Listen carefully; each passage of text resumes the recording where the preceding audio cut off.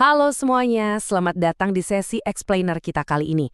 Tahu nggak sih, sebagai mentor yang udah ngeliat banyak banget trader pemula jatuh bangun, saya mau ngebagiin satu rahasia penting buat Anda. Rahasianya begini, strategi teknikal sehebat apapun, itu nggak ada artinya sama sekali kalau Anda nggak bisa nguasain pikiran Anda sendiri. Jadi hari ini kita bakal ngebahas fondasi yang benar-benar paling krusial, yaitu gimana caranya mengelola emosi supaya uang Anda nggak habis begitu saja di market. Coba deh ingat-ingat lagi. Pernah nggak sih Anda ngalamin kerugian yang super masif, yang kejadiannya tuh cepet banget kayak cuma dalam sekejap mata? Momen di mana Anda cuma bisa natap layar, ngelihat saldo makin habis, dan kerasa banget dada tiba-tiba sesek. Percaya deh, saya paham banget rasa sakitnya ngelihat akun yang hancur, atau yang biasa kita sebut blown account. Itu pukulan telak yang bikin kita ngerasa gagal total. Tapi dengerin saya baik-baik ya, di momen-momen nyesek kayak gitu, musuh sebenarnya tuh bukan pergerakan pasar. Musuh terbesar yang ngancurin modal Anda adalah pikiran dan emosi Anda sendiri. Oke, kita masuk ke bagian 1, jebakan emosi pasar. Kita lanjut ya.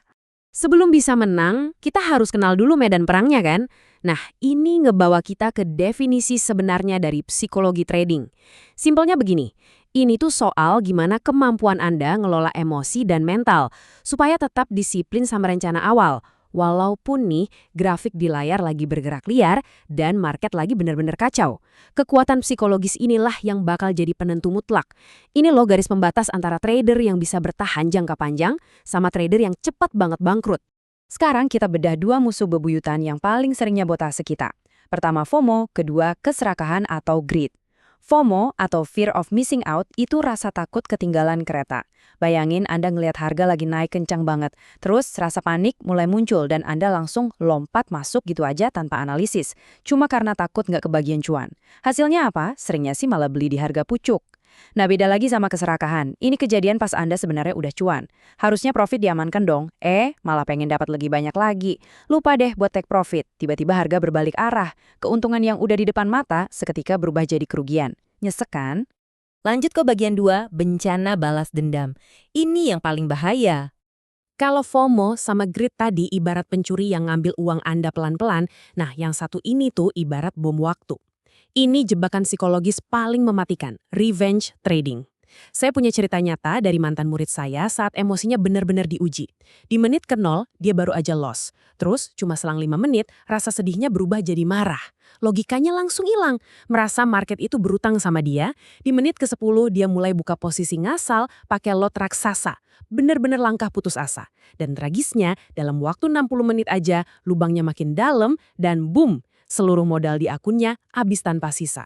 Ini nih spiral kehancuran yang wajib banget kita perbaiki. Jadi, saya harus nyampain kenyataan pahit ini ke Anda sekarang juga. Market itu nggak peduli sama perasaan Anda. Serius, market nggak tahu kalau Anda lagi marah, lagi butuh uang buat bayar cicilan, atau lagi ngalamin hari yang berat. Trading pas emosi lagi nggak stabil, itu sama aja kayak nyetor nyawa jaminan menuju kehancuran. Itu cuma bakal bikin Anda makin nyungsep ke dalam lubang kerugian dengan sangat cepat. Bagian 3, pola pikir probabilitas. Tarik napas dulu, kita pelanin ritmenya sebentar. Biar bisa keluar dari lingkaran setan emosi ini, kita butuh ganti cara pandang. Banyak banget pemula yang kejebak di apa yang saya sebut strategi harapan atau hope strategy. Pas lagi floating minus, mereka nolak buat cut loss. Malah dipiara itu minusnya sambil berharap, tenang aja, bentar lagi juga harganya balik. Padahal, realitas bisnis seorang profesional tuh jauh beda. Pro paham banget kalau loss itu bukan kegagalan personal, melainkan emang kenyataan dari bisnis ini. Coba resapi kalimat ini. Rugi adalah biaya operasional. Biar gampang, analoginya gini. Bayangin Anda punya kedai kopi. Tiap bulan kan pasti harus bayar listrik, beli biji kopi, bayar gaji karyawan. Pertanyaannya, apakah Anda nangis pas bayar tagihan listrik? Ya enggak dong, karena itu biaya operasional biar kedai kopi Anda tetap buka. Nah, trading tuh persis kayak gitu. Kalau harga kena stop loss yang udah Anda perhitungkan, itu bukan kiamat. Itu cuma biaya operasional biar bisnis trading Anda tetap jalan besok. Berdamailah dengan kerugian. Dan chart ini gambarin dengan sangat brilian gimana trader pro itu berpikir pakai statistik. Pasar finansial itu kan dunia yang penuh ketidakpastian. Katakanlah Anda punya sistem trading dengan win rate 60%. Secara matematika nih, dari 10 kali transaksi, Anda itu pasti, saya ulang ya, pasti bakal ngalamin loss sebanyak 4 kali. Kalau Anda udah benar-benar nancepin probabilitas ini di kepala Anda nggak bakal lagi stres atau depresi pas sesekali kena stop loss. Karena Anda tahu, oh ya udah, Ini cuma salah satu dari 4 jatah loss yang emang udah diprediksi. Lanjut ke bagian 4, sistem pertahanan mental.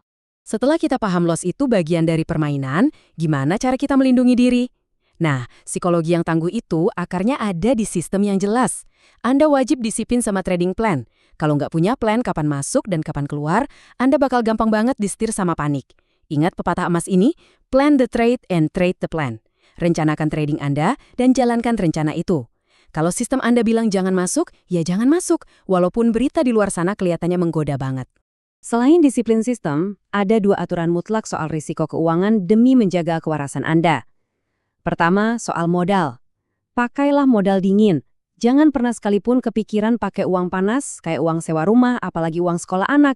Tekanan mentalnya bakal gila banget dan dipastikan bakal ngerusak analisa Anda. Kedua, ukuran posisi. Mulai aja dari nominal yang kecil.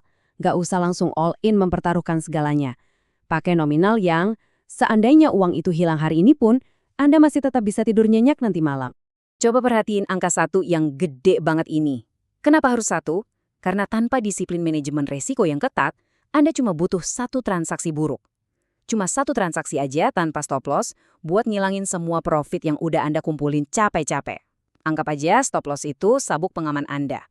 Dia yang ngebatasin resiko supaya Anda nggak langsung terlempar keluar dari market cuma karena 1 kesalahan konyol. Kita masuk ke bagian terakhir, rutinitas, pemulihan, dan konsistensi. Biar pertahanan mental Anda selalu prima, nggak cukup cuma ngandelin niat, poin krusialnya adalah praktek nyata setiap hari. Gimana caranya? Bikin jurnal trading harian. Dan jangan cuma nyatat angka profit atau ruginya doangnya, catat sedetil mungkin kenapa Anda ambil posisi itu. Lalu, ini yang paling penting, tulis juga perasaan Anda pas momen itu. Lagi cemas kah? Atau lagi over pede? Dengan nulis ini semua, Anda ngebantu diri sendiri buat ngenalin pola emosi buruk yang sering muncul. Jadi, kedepannya bisa lebih antisipasi. Nah, kalau lagi apes, gimana? Ini dia prosedur daruratnya. Ini SOP buat mendinginkan suasana dan cara paling ampuh buat nyembuhin kebiasaan revenge trading kayak murid saya tadi. Kalau Anda kena loss, katakanlah 3 kali berturut-turut di hari yang sama, langsung matikan layar. Udah, jangan dilihat lagi, tarik napas dalam-dalam, jauhin meja kerja, dan pergi jalan-jalan keluar. Lanjutin lagi besok dengan kepala dingin buat mutus mata rantai emosi negatif itu. Nggak kerasa kita udah di penghujung pembahasan. Menguasai psikologi trading itu emang nggak bisa instan semalam jadi ya. Ini tuh latihan kedisiplinan seumur hidup. Jadi sebelum kita selesai, saya mau ngasih 1 pertanyaan menantang buat Anda. Besok pas Anda buka aplikasi trading dan ngelihat harga lagi gerak liar, apakah Anda bakal ngebiarin emosi yang ngambil alih kemudi? Atau Anda bakal berpegang teguh sama rencana dan bertindak selayaknya seorang profesional sejati yang lagi ngejalanin bisnisnya? Pilihan sepenuhnya ada di tangan Anda ya. Tetap disiplin dan terima kasih udah belajar bareng hari ini.